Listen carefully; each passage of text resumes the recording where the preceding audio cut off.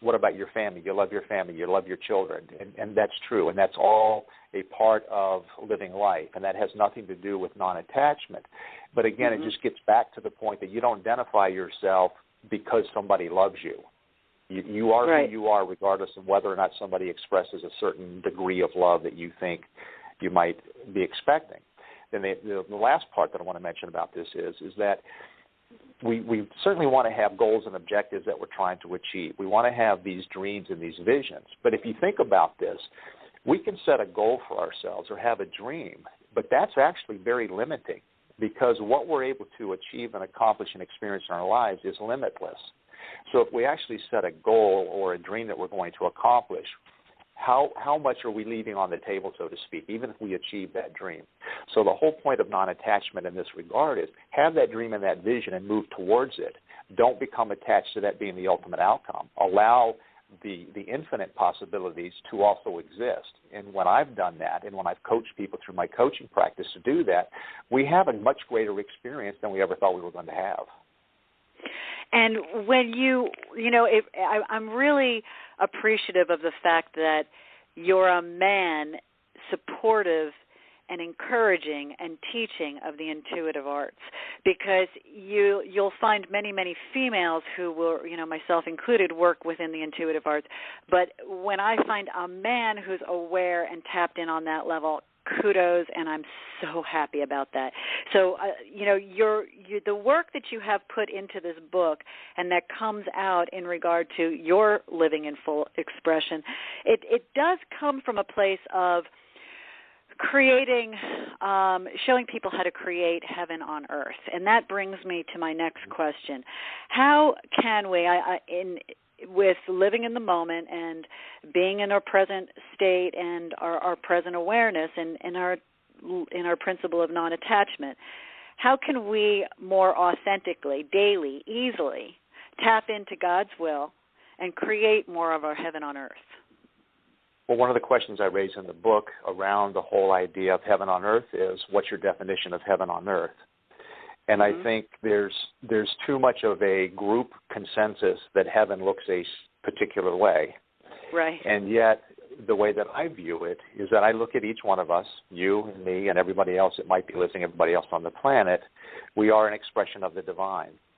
And as an expression of the divine, we are here to live an experience of that expression of the divine, to be our creative, powerful essence that we are. Heaven on earth is allowing that to be experienced and expressed. That's all it is. It's not about creating some magnificent place. Heaven on earth to me is a state of mind, or it's maybe not a state of mind is not the right word I want to use. It's a state of being. It's allowing that divine essence of us to be what we're experiencing on a daily basis while in human form. And I think that's the important part of this. The part of life that I really enjoy, and I'll be honest with you, that I struggle with because I tend to go one way or the other with it, and that is the integration of our divine spirit with our human spirit. And what we're experiencing here on the earth plane is that integration of those two aspects. And I will from time to time be way too much on the spiritual side, and I have to pull myself back in because I start looking at things in perhaps what might be an unrealistic way, because I'm here in human form. And then other times I might get so wrapped up in the drama of being a human, and I need to pull myself back to center and allow the integration of the two to take place.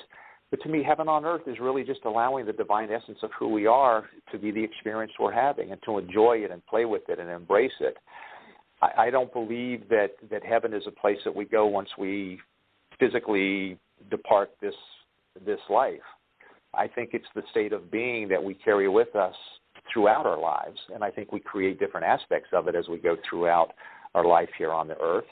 But I think it's just the natural state of being. It's really who we are and how we can experience ourselves more fully.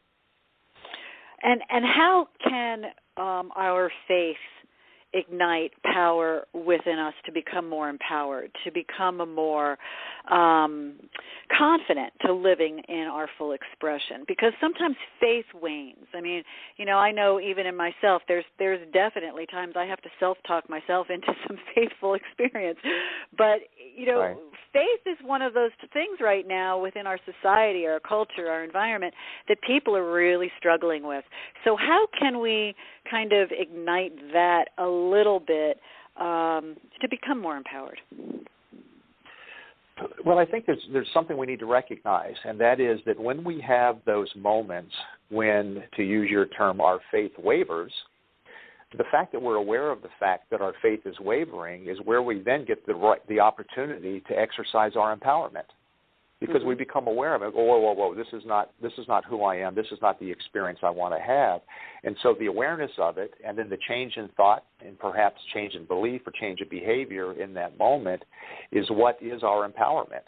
That's how we move beyond whatever that obstacle or whatever that lapse in faith might be. Now, the other thing I want to mention with regard to faith, and I think this is really important, and that is that life unfolds as life unfolds. And I use faith as an acronym in my book because I believe that if we would just recognize and understand that as life unfolds, it's unfolding perfectly for each one of us with whatever it is that we came here to experience and express. And too often we get in our own ways, we create obstacles, we create unnecessary stress and perhaps some suffering along the way. And so I use faith as the acronym for fully allow it to happen. And that's get out of the way of life. Enjoy and embrace life as it shows up. But it's also about recognizing that life is showing up not by default, although that's the way a lot of people take life, but it's showing up as we have intended it to show up, and it's showing up in the way that it's best suited for us to live the life experiences that we came here to live. Right. Right. And there's this part where when we can kind of get into our essence that it's okay wherever we are and whatever we're doing and the moment is perfect, that we take that pressure off ourselves. Because I think a lot of times there's a self-imposed pressure that many of us put upon ourselves unnecessarily in trying to do or get or be somewhere, something, sometime. And the essence of being sometimes in that is all that is needed. And that's what I really appreciated about the essence of your book, The Key to Life, Living in Full Expression. Because, Jim, this was a really guided, gentle nurturing to the heart. And it really let you know, the reader, that, hey, we're all affected by all these little things, and this is the way that we can really make sense and get beyond it. And it was really just such a beautiful, beautiful book. I truly encourage everyone to use this book, to buy this book and use it, because it is one of those books that you can open up at will and look for an inspirational message. And those are always such a beautiful gift, because you can read it all the way through and get all that wisdom and then still use it on your nightstand when you need a little oomph. So again, The Key to Life, Living in Full Expression by Jim Phillips. Jim, thank you so much for being my guest today. It was truly, truly my honor and blessing to have you, and thank you for enlightening all of us. I appreciate that. And Lisa, if I can, real quick, if anybody wants a signed copy of the book, they can go to my website, and I do have some signed copies, which are perfect for the holidays coming up, and that's www.prosperitybydesign.com. So anybody can go on there and get more information. Okay, I'm typing it out on the forum here. So prosperity.com. Prosperitybydesign.com. Okay, there you go, everybody.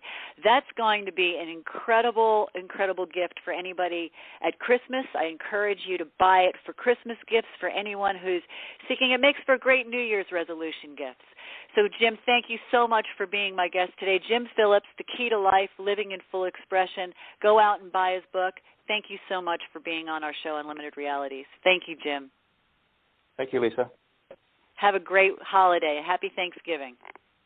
You as well. Thanks so much. Thank you. Bye-bye. My next guest is a wonderful, inspiring genius we have coming on here today. I am so blessed to have Professor Anders NILSON coming on. He's the author of The Gentle Way of the Heart, Discover the Light Within. And this is I'm reading this book and I'm thinking to myself, this is like an incredible brain we're dealing with here. So this is going to be such an incredible wisdom for all the audience today. I'm just going to read what his publicist sent to me. Usually I rewrite what they send to me about the author, but it's so chock full I can't omit anything here. So Anders Nilsson is a scientist who's been active in academia all his adult life, and for just as many years, Nilsson has pursued an avid interest in spirituality. He's not followed any one spiritual school or tradition, nor has he studied with a guru, but instead listened to his internal voice and intuition to guide him. He studied both ancient mystical traditions and the teachings from more contemporary spiritual masters. This blend of spiritual knowledge, which folded together with his scientific background, has formed a unique path to spiritual awakening that combines the mind and the heart. Nilsson experienced a spiritual awakening in 1993 that completely changed his life and view of the world. The awakening was a result of an emotionally difficult life passage that led him to intense soul-searching and ultimately to developing the gentle way of transformation. He's taught the gentle way in numerous workshops since 2000. He was born in Stockholm, Sweden. Nilsson finished, now listen to this, his Master's of Engineering degree at the Royal Institute of Technology in 1981, where he also participated in the International Student Exchange Program studying his final year at the Imperial College of London. He received his PhD in physics from Uppsala University in Sweden in 1989, where he stayed on and became professor in physics in 1999. He was invited to UC Berkeley as a visiting scientist from 94 to 97, and then in 2000, he decided he'd become professor of photon science at Stanford University. Currently, he's also professor of chemical physics at Stockholm University and splits his time between Sweden and California. So yes, we are in the presence of a great mind today, people. So I am thrilled to introduce Professor Anders Nilsson, PhD, the author of The Gentle Way of the Heart, Discover the Light Within. Anders, thank you so much for being my guest today on Unlimited Reality. It is truly, truly my pleasure. Welcome. Thank you so much, Lisa. I'm very honored to be your guest, and I'm very delighted also to talk about the gentle way of the heart in your show. Oh, this is wonderful, wonderful. Now, as an expert with a PhD in physics, a master's in engineering, a professor of photon science at Stanford University, how did you get your analytical brain to accept the more mystical, intuitive wisdom of the right brain?